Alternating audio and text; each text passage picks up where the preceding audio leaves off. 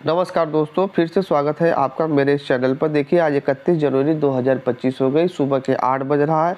सबसे पहले हम बात करेंगे झारखंड में जो सीटेट की वैलिडिटी है उसको समाप्त कर दिया गया है। तो क्यों किया गया है? देखिए, सीटेट की जो वैलिडिटी है हर सब्जेक्ट के लिए नहीं समाप्त किया गया है।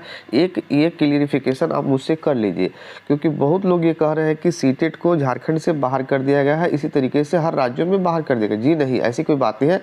वहाँ पर सिर्फ जो स्थानीय भाषा है उसी के लिए मिला है। देखिए, सबसे बड़ी प्रॉब्लम आ रहा था कि सीटेट की जो रिजल्ट है वो स्थानीय भाषा से नहीं क्लियर कर रहा था। जो स्थानीय भाषा को क्लियर कर रहा था वो जेटेट कर रहा था, इसीलिए सीटेट को झारखंड में जो बाहर कर दिया। क्योंकि झारखंड जो आदिवासी बहुल क्षेत्र है, तो वहाँ पर कुछ जो है लैंग्वेज है। जैसे सुप्रीम कोर्ट में प्रार्थियों की ओर से अधिवक्ता जो अमृत वत्स ने बताया था कि झारखंड के क्षेत्रीय भाषा नागपुरी, संथाली, खोटा हो आदि की जानकारी जेटेट पास अभ्यर्थियों को है। उन्होंने इसकी परीक्षा दी है, लेकिन सीटेट अभ्यर्थियों को क्षेत्रीय भाषा के रूप में हिंदी या अंग्रेजी का ही नॉलेज है।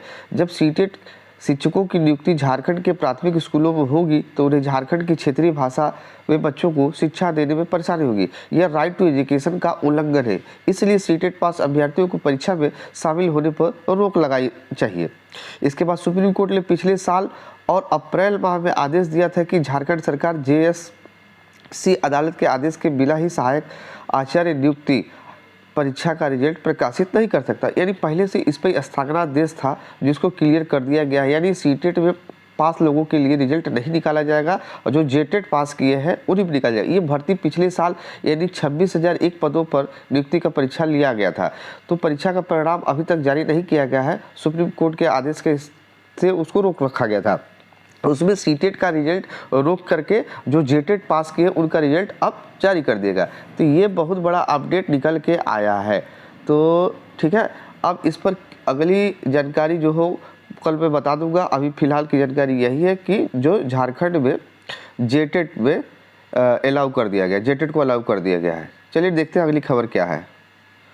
फिर बात करते हैं 29,334 में जो परसों आया था सुप्रीम कोर्ट से याची रिकमेंडेशन का। तो मैं बता दूं कि उसमें एक नया फिर से ग्रुप एक्टिव होने जा रहा है, और कोई नाम तो मैं नहीं जानता उनका, लेकिन ये बता सकता हूँ कि उसमें 29,334 में मॉडिफिकेशन फिर से बच्चे करे जा रहे हैं। क्योंकि लगभग 800 से 980 ऐसे कुछ बच्चे हैं, उनको याची रिकमेंडेशन मिला है 2019 तक। और 2019 के बाद जो भी लोग सुप्रीम कोर्ट में गए हैं उनको याची रिकमेंडेशन नहीं मिला है, तो उनको याची रिकमेंडेशन के लिए फिर से लड़के जो है मॉडिफिकेशन के लिए जा रहे हैं। यानी मॉडिफिकेशन में जो लोग सुप्रीम कोर्ट में फिर से जाएंगे तो हो सकता है उनको आज निकल ये फिर याची रिलैक्सेशन मिलेगा। ऐसा मिलना लगभग